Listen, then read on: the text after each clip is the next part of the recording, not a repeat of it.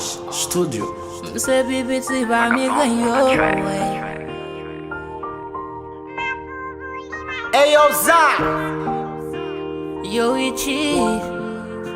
M'fin benyen betrad sou mwen pon la ri. M'kwazon patne djwet nan tet.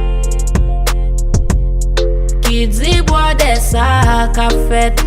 M'fistre m'pantan. Pou m'repon m'pantan. M'di embe mon cher. Pale nan. Miche di bwade ou pa sonje. M'di bon men m'konen m'ba kon nou. Miche di m'pase dwet m'nanje. M'di esko we kaka nan jan. Miche di abo ba fe kole la. Se pat neti fi ki bebe. Même pat note mande kontrole la. Joum talme nou pwani me wey la. Miche di pa pou dat map chechou. Bebe se fou la foukou. Tout jounen nan tetam se wololoy. O se pou mene la kayou. M'di mon cher, ou ta dwe fè sa deja. E koto wale la, ala ken me jere sa. Me map manye bebe me la di Me map manye bebe me la di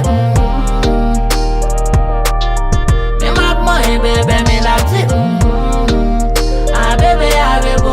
Yo, bébé mande m gaz, li mande m vites. Li montre m l'envie boué, gade m mande l nan ki kes. La koui sou toto, m di l non solo mio. M bay respect a djoué de la, m di m poko blio. M di man Hippolyte, avel wa fe la route. M di man zeb wal pran, li di m li remen yaout. M met kilo sou kou, li vini ak detwa. Bébé kampe sou sa, di fom manje lak dekwa. Oui bagay yo chavire, bébé vire sou mwen touan. Oui li kon fe al si, se pi li gen yon touan. Sans si m vle pousse zel, lel kampe an la pomme. Li gonjan l bouge kol, ton kou l gon kote la pran. Li di m dede, m fel si kem pa kompran. Li di m dada, m di tonne a fout bam tèt ham. Sentim ta site nol, même pas kon jan l rele. Les bébés pral vini, mais c'est sous temps de jan l rele.